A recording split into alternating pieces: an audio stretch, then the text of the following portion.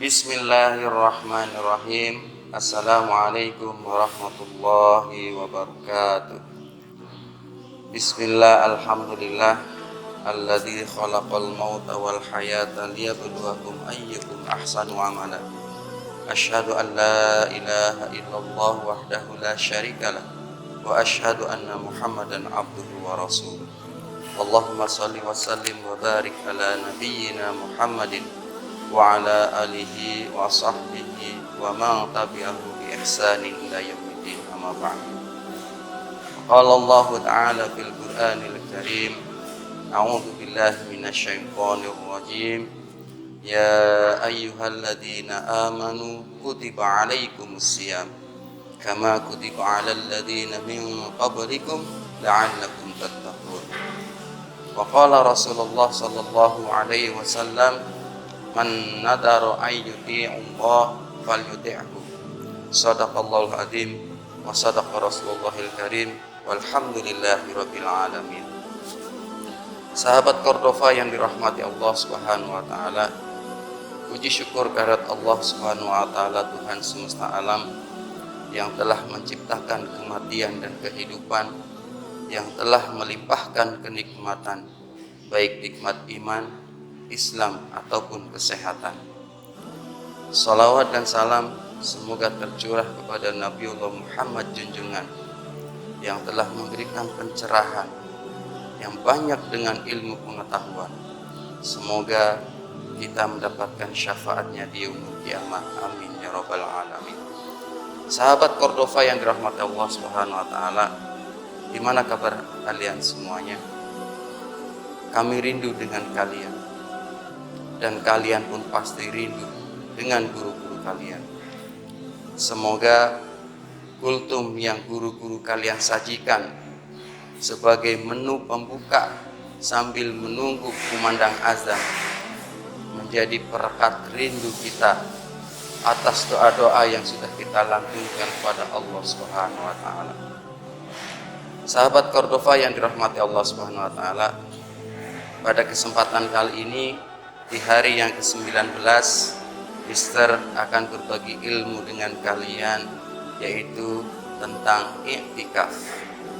Sahabat tahu apa itu i'tikaf? Iya, betul. I'tikaf merupakan ibadah yang paling istimewa di bulan Ramadan, terlebih di 10 hari terakhir. I'tikaf berasal dari kata akafa yang artinya al-habsu, yaitu mengurung atau berdiam diri. Menurut bahasa, i'tikaf sesuai dengan pendapat dari Said Sabiq dalam kitab Fiqh Sunnah, bahwa i'tikaf adalah berdiam di suatu tempat dan mengikatkan diri padanya. Sementara menurut Syekh Wahbah Az-Zuhali, i'tikaf adalah berdiam diri dan mentautkan diri kepadanya, baik ataupun buruknya kegiatan tersebut secara terus-menerus. Itu secara bahasa. Sekarang secara istilah, bahwa i'tikaf adalah berdiam diri di masjid dalam rangka mendekatkan diri kepada Allah Subhanahu wa taala. Saya ulangi, i'tikaf adalah berdiam diri di masjid dalam rangka mendekatkan diri kepada Allah Subhanahu wa taala. Itu adalah pengertian dari i'tikaf. Nah, i'tikaf ada 2 hukum. Hukum yang pertama adalah wajib. Kenapa i'tikaf dikatakan wajib? Yaitu jika seseorang telah bernazar, maka i'tikaf itu menjadi wajib. Satu contoh, ketika kita diberikan ujian oleh Allah berupa sakit, kemudian kita bernazar kepada Allah, apabila suatu nanti Allah berikan kesembuhan kepada saya akan bernazar untuk beriktikaf 1 malam di masjid. Maka iktikaf tersebut menjadi wajib. Sebagaimana hadis yang tadi Mister sampaikan di mukadimah, Man nadhara ayyuti'ullah falyuti'hu. Barang siapa yang bernazar untuk melakukan kebajikan kepada Allah Subhanahu wa taala, maka tunaikanlah kebajikan tersebut. Hadis riwayat Bukhari. Hal ini pun sesuai dengan hadis Rasulullah SAW dari radhiyallahu Umar, bahwasanya beliau bertanya kepada Rasulullah, "Ya Rasulullah, dulu pada waktu jahiliyah saya pernah bernazar bahwasanya saya ingin beriktikaf 1 malam di Masjidil Haram." Maka Rasulullah menjawab, "Tunaikanlah kebaikan itu." Hadis riwayat Bukhari. Yang kedua, hukum iktikaf adalah sunnah muakkadah. Ya, kenapa sunnah muakkadah? Karena dilakukan secara sukarela untuk mendekatkan diri kepada Allah Subhanahu wa taala. Sebagaimana hadis Rasulullah sallallahu alaihi wasallam dari istrinya yaitu Aisyah radhiyallahu anha zaujin Nabi sallallahu alaihi wasallam, anna Nabi sallallahu alaihi wasallam falyaqtiful asral awakhir min Ramadan hatta tawaffahu Allah summa takafa azwajuhu min ba'di. Yang artinya dari Aisyah radhiyallahu anha istri Rasulullah sallallahu alaihi wasallam, bahwasanya Rasulullah sallallahu alaihi wasallam biasa beriktikaf di 10 hari terakhir Ramadan sampai beliau diwafatkan oleh Allah Subhanahu wa taala. Kemudian istrinya melakukan iktikaf setelah beliau wafat. Sahabat Cordova yang dirahmati Allah Subhanahu wa taala, itulah hukum iktikaf. Nah, sekarang kita harus memahami tujuan untuk beriktikaf. Begitu juga dengan kewajiban kita bernazar, ataupun kita tahu bahwa itu adalah sunnah muakkadah, yaitu sunnah yang dianjurkan, betul. Nah, untuk mencapai tujuan tersebut, kita harus mengetahui tujuan-tujuannya terlebih dahulu. Yang pertama, tujuan dari i'tikaf adalah taqarrub ilallah, mendekatkan diri karena Allah Subhanahu wa taala. Kemudian yang kedua adalah untuk meningkatkan kualitas keimanan kita kepada Allah. Kemudian yang ketiga yaitu membersihkan hati kita dari segala macam penyakit.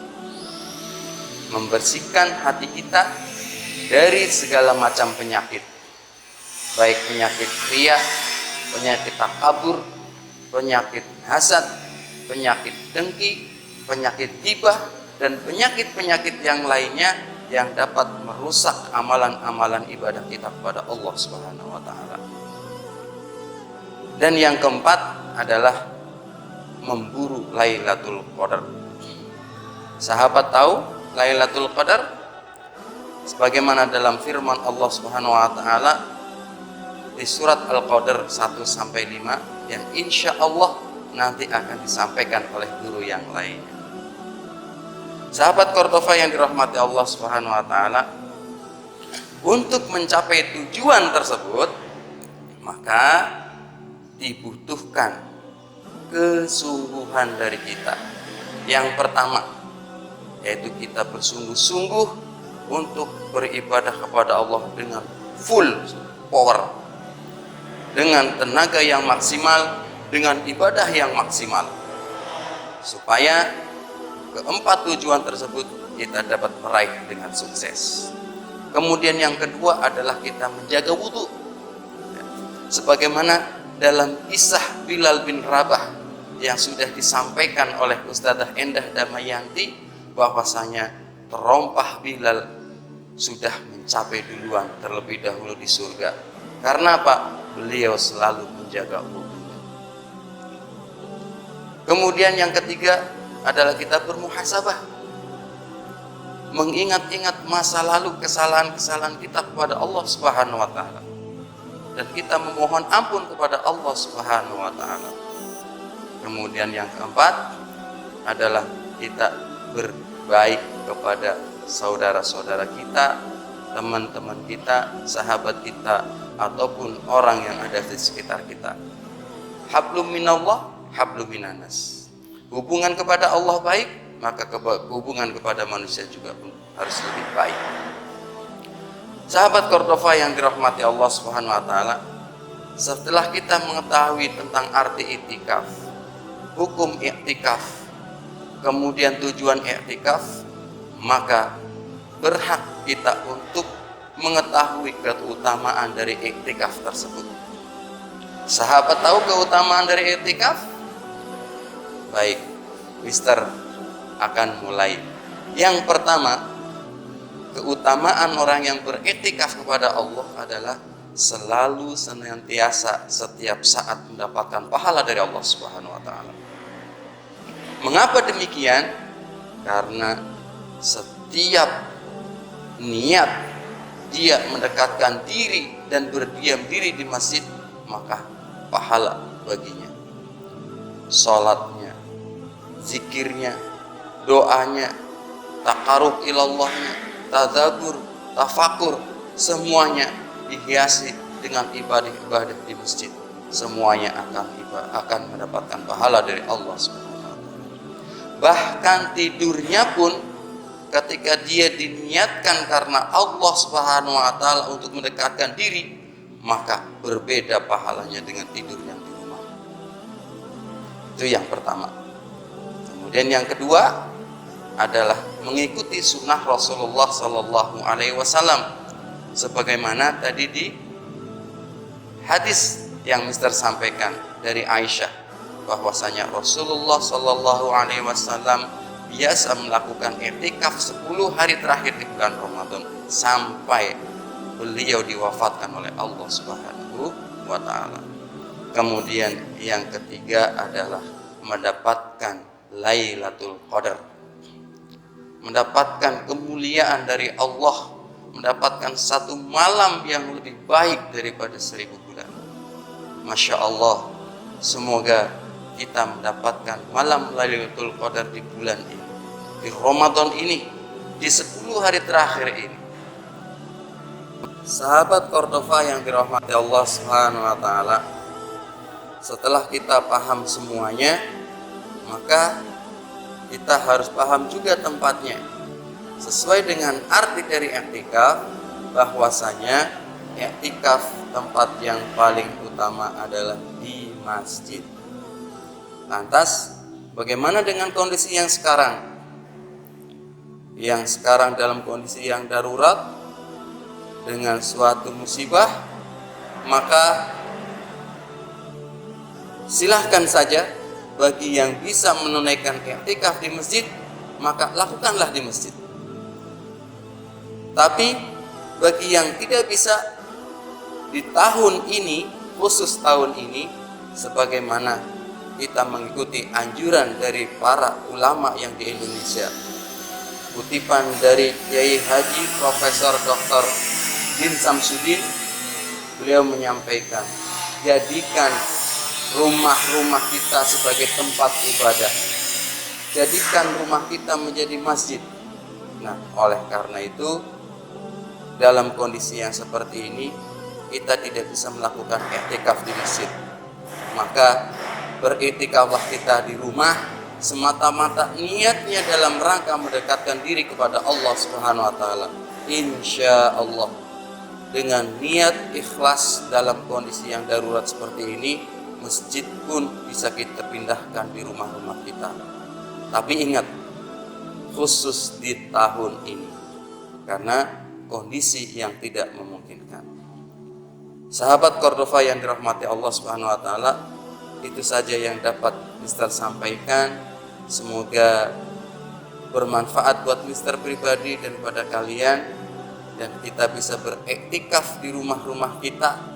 Yang bisa di masjid, silahkan beriktikaf di masjid, sehingga tujuan kita dan keutamaan dari iktikaf tersebut kita dapat menjalankan dengan baik dan meraihnya dengan sukses. Amin ya rabbal alamin.